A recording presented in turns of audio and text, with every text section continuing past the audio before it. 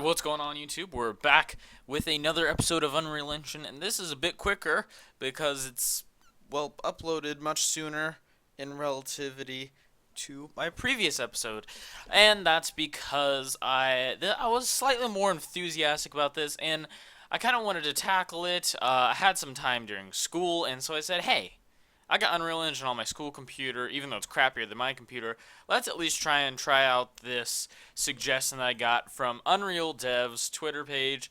They DM'd me, and they're like, "Hey, as you can see, I've got it up, but if I'll just read it off. Hey, we'd like to know if you can do a tutorial series creating a procedurally generated game with blueprints. It'd be great, similar to a Minecraft Cube World, etc. YouTube channel." Has been good. Keep it up. Well, for one, shout out to them for this suggestion, and two, thanks for the compliment on my channel, and for three, and I will tackle your challenge. It's a much different challenge than what I do. I usually do gameplay mechanics. I don't usually do, as you can see, procedural stuff. Now, they did say they want a tutorial series creating a procedurally generated game. I think they just want the world. I don't know, but all I'm going to do is just the world. So let's hop over into here, and it's very lengthy. It's there's not too much to cut down out of this. I mean, if there is anything I can cut down out of it, I will. But let's get into it. There's a lot to do.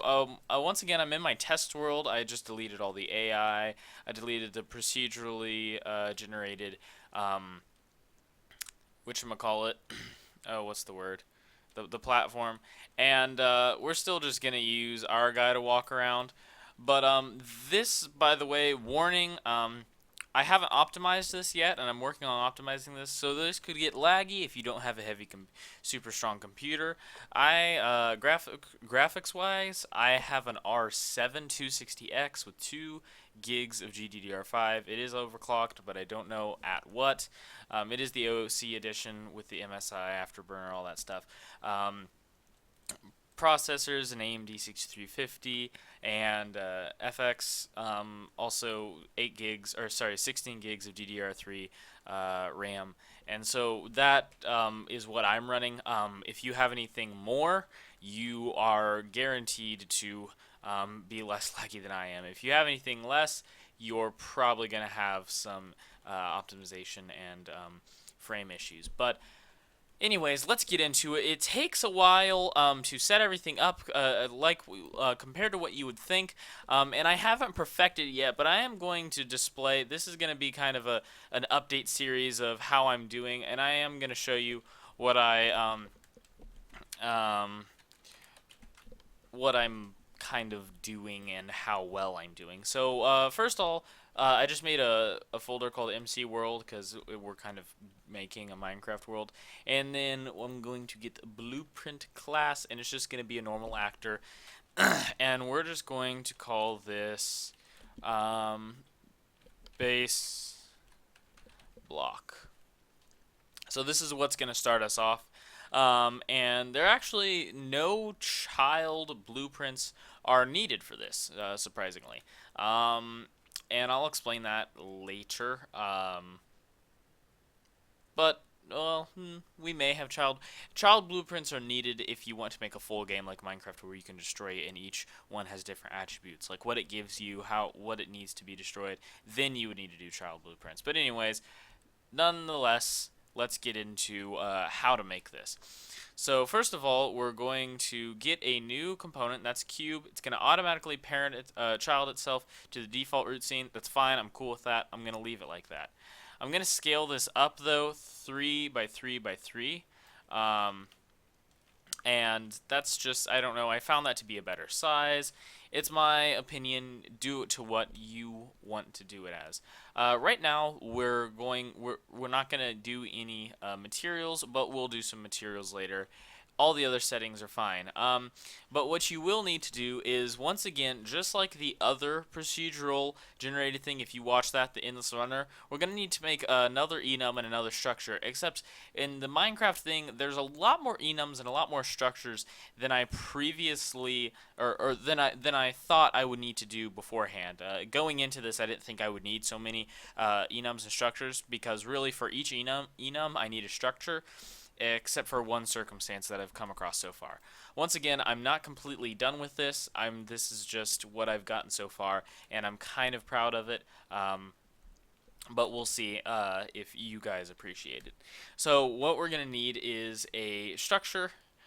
Just call this, I guess, location block.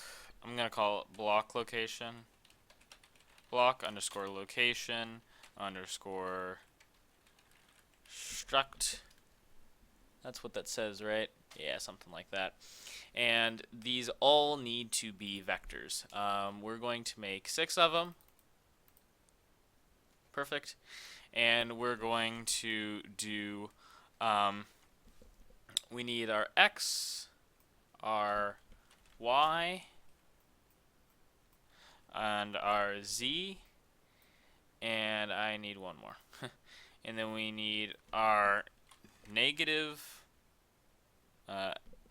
x, right? Negative x, negative y, and then you're going to want to get your negative z, or name it negative z.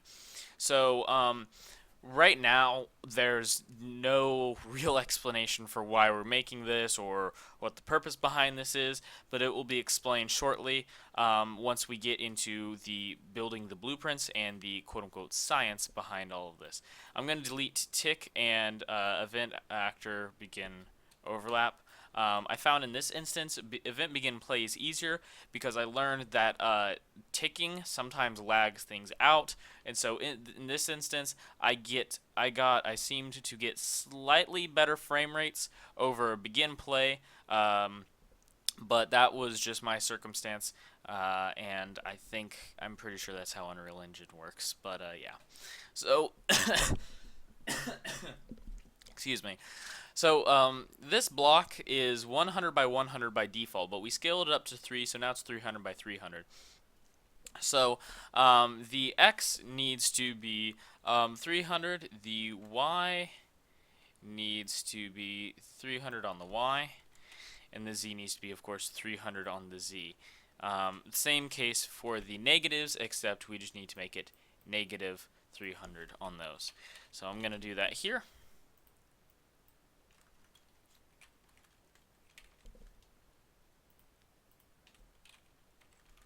And there we go. Control S.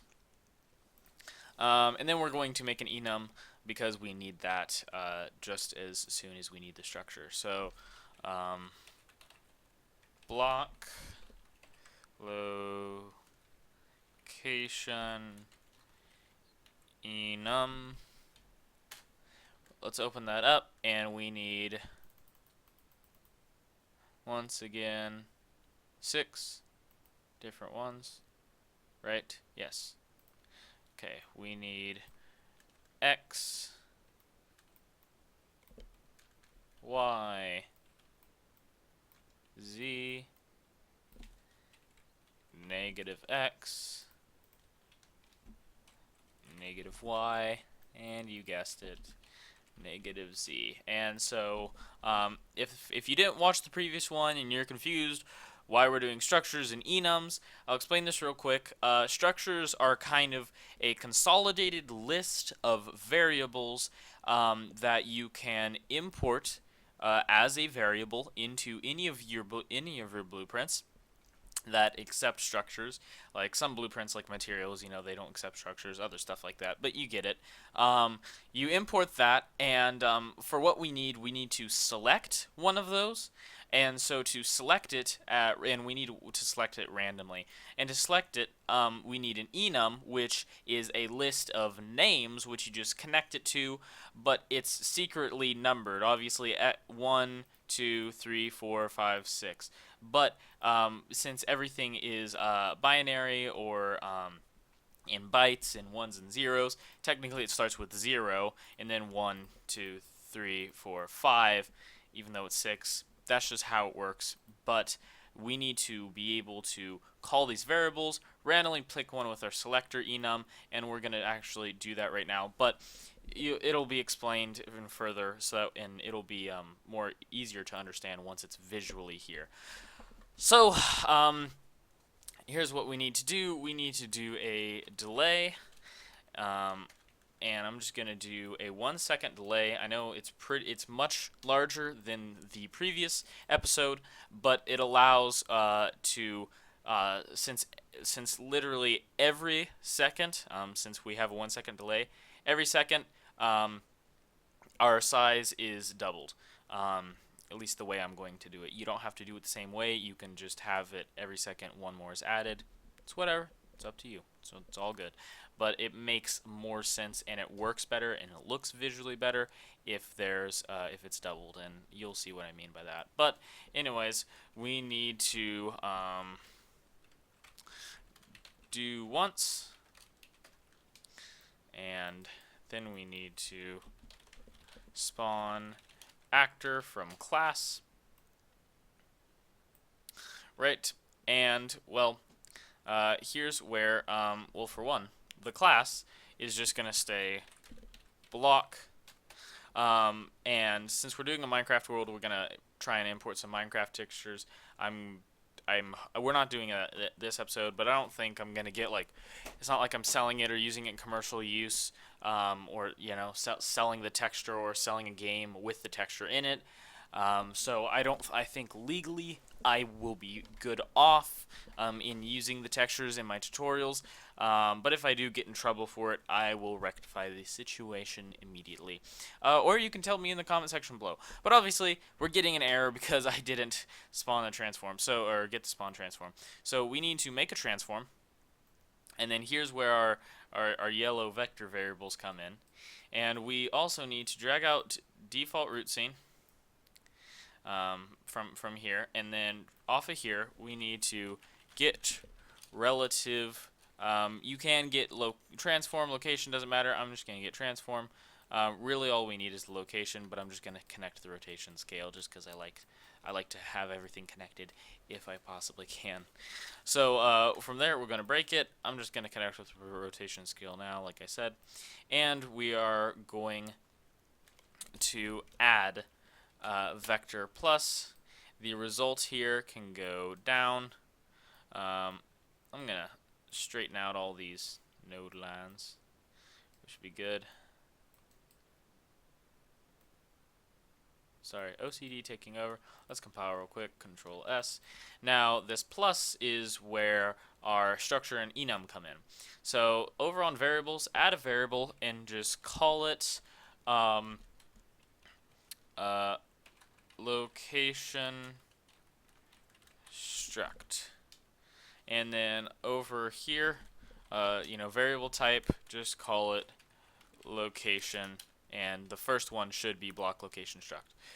Compile that, and you'll be able to see all our stuff. If you did any of them wrong, you can change them without having to go through and find the structure and change them here. So that's kind of convenient, right? Anyways, I'm going to close out of these because we don't need them anymore. But I just Controlled S there, by the way. And that's all we need to add as of right now. So we're going to drag it out, get it, drag off of it, break it. So as you can see, it is a list condensed into one little node, and if you need to, you can break it, which probably you usually will. But here we need to select which one we want to use, and I'll explain this once I'm done. So I'm just going to drag off the X, type in select, and it's going to connect it automatically to option 1. But we don't want the wildcard index that defaultly comes with select. We want our just type in location, and block location enum comes up. Then it disconnects and they all turn gray, which is fine. It's just saying we don't care. We don't care what you set us as. We can be used anything. We're just a list. We are just names. We're the middleman. We have nothing to do with this. We are to be what we are told to be. So we're telling them to be vectors, which are yellow, and that's good.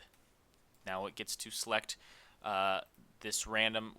We'll drag off the randomizer here, but this will select which variable we want to add to our location of the block that we're spawning. If that's a lot to take in, I will explain it as simply as I can as soon as possible. Real quick, just take that return value, put it up here, and they'll be adding.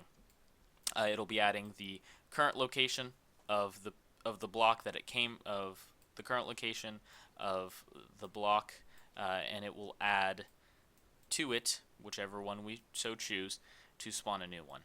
So that way it's not like overlapping block over block. It's taking, okay, take this block, spawn a new one right next to it, or above it, or next, or in front of it, or behind it, or to its left or right, or behind it, or underneath it, I mean, or on top of it, whatever. So that's what this does. But we need to make that randomizer, which we don't have right now. Right now, if we play, it's going to just continue. That one block is just going to continuously spawn 300 units in front of its X. So it's just going to be a line of blocks. We don't want that. We want it, random. We want it as procedural as we can get. So let's go to enum and byte to enum block location enum. I don't understand why it's called that, but it's just saying convert one thing, just convert this custom enum list into numbers, and then we're going to right click here and just type in integer, or no, just type in random, sorry. Random, and then find a random integer in range, connect the return value to this, and you're like, well, these are the same color. Why don't you just connect this to this? Well, it does work if you do that, right? But if you try and do this, it won't actually work. So this is just the easier way to do it, and it's whatevs, it works. So 0 to 5. Now you're gonna be like, whoa, you're what mistake are you making? You should be doing 1 to 6. You got 6. Well, like I explained earlier, it encoding a lot of things. The first one is always 0. It's the you're patient 0. You're the first patient that developed this virus. You're patient 0. That's why you hear that, is because it's the first one is always 0. So X, which is our first one, is 0. Z, which is our sixth one, is 5. It's confusing, but at least it's not like, oh, the first one is 20 and your sixth one is 920. Okay, yeah, I totally get that system. Whatever, At least it's simple and it's just -1. I'm fine with it. It doesn't bother me too much. But let's explain what we have here. So what this one block blueprint that we're going to place in the world, we're just going to put this in the world, and it's going to generate a whole bunch of other blocks, right? Right. How? Well, you're going to be like, well, I just set it up. That's how. But maybe you want explanations or whatnot. Well, I'm going to give them to you real quick. So what this does is on event begin play, so when it plays, or when it's spawned in, when it's freshly in the world, it's going to wait a second, literally a second, and then it's going to do once and only once spawn a block. But it has to spawn it somewhere. It's going to spawn, of course, the same block, but it has to spawn it somewhere, and so we want to spawn it next to it somewhere, whether it's, like I said, left, right, front, back, top, or bottom. But we have to determine that. And obviously we don't want to manually determine that every time. Otherwise it's not really procedural, and it's more of a, sorry, Skype call, probably business stuff. It's probably more of a, manually created world. And that's not what we're looking for. We want the system to handle it. We want the computer to, we want to click a button and the world is made. Hold on, I'm going to mute my volume. So, that is what this little part right here that we did, that's what that does. It takes the relative location, which means not a world location like 0, 0 is in the middle of the world, but in this case relative, which means right next to this object, 0, 0 in this object's case would be on itself. So 300, 0, 0 for an XYZ would be in front of it, 300 units, which for it is face to face to it. Anyways, it works, measurements and all that, but it's taking that and then adding it to a randomly picked XYZ, negative XYZ, or negative XYZ coordinate, which allows it to be a proper distance, once again, in front, side, behind, whatever, to it, so that way there's no gaps. And then adding that to the relative transform of it, and making that where it spawns. That is exactly what's happened. That's as small and concise and condensed as I could seriously get it. And so let's test it out. Let's just try. Oh my gosh, I'm going to put it on Do Not Disturb because I hear it, but I've muted it. Okay, there we go. Anyways, he's gonna think I'm rude. So let's play.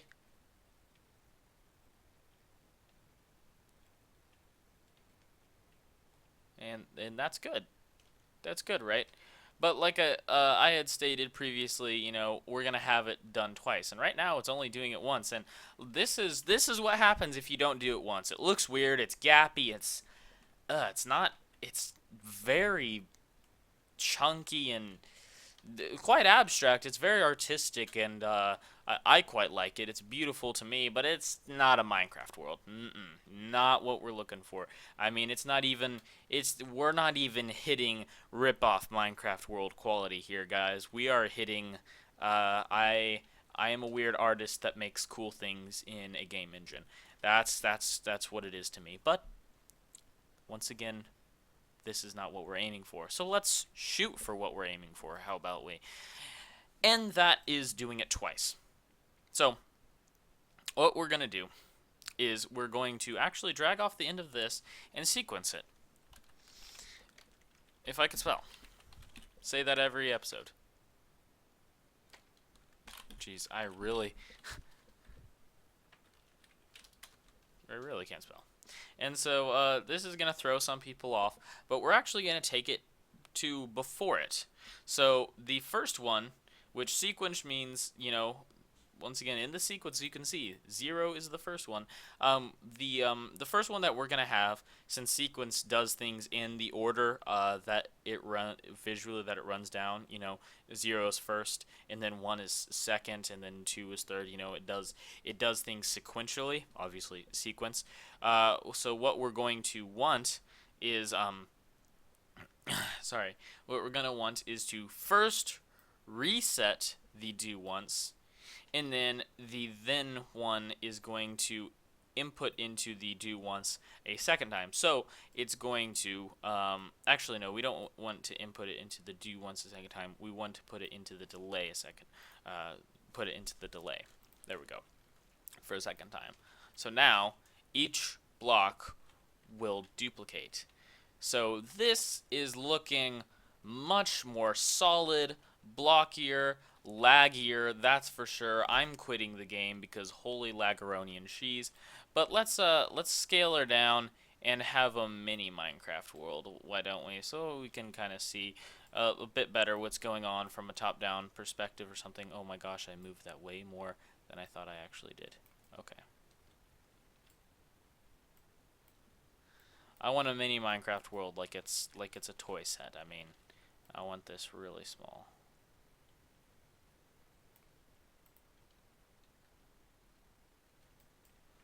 Can I do like...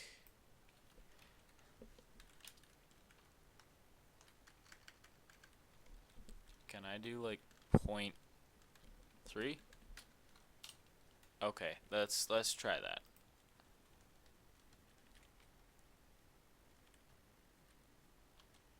Oh. Well, it's working properly, just not how I wanted it to. Ha! That's actually funny.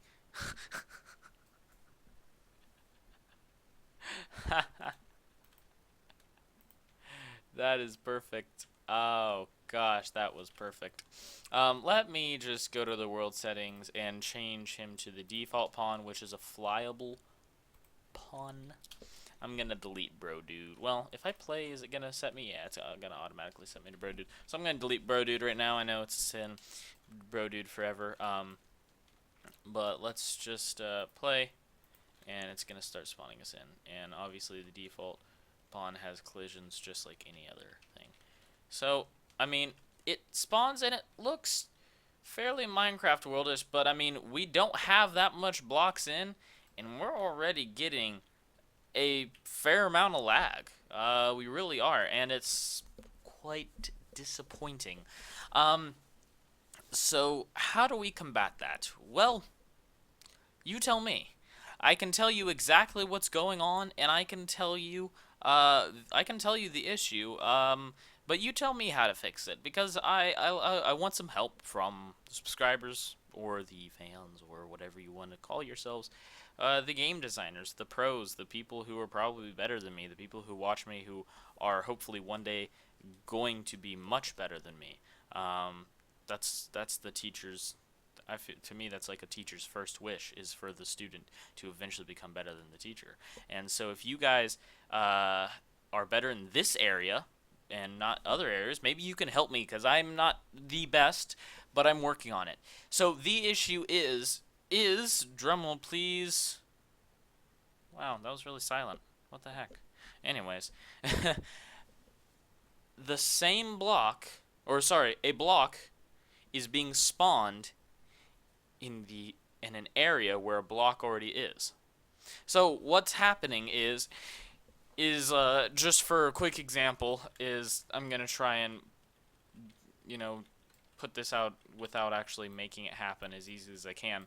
So what's happening is okay. So a block is here, right? And then we start the game, and then it spawns a block here, and then we wait a second, and then this block spawns a block here because each block spawns twice. But this block doesn't seem to spawn anywhere. Well, nope.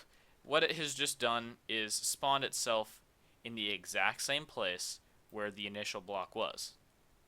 Or the same case, or this block, or the initial block somehow spawns itself, spawns the second block that it gets to spawn in the same place as the first block that it spawned. So we're getting visually about okay. There's six different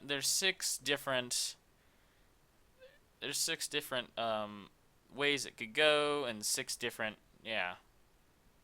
So we're getting about I'm gonna say 40% less visually. I don't know if that's right, but I'm just throwing that out.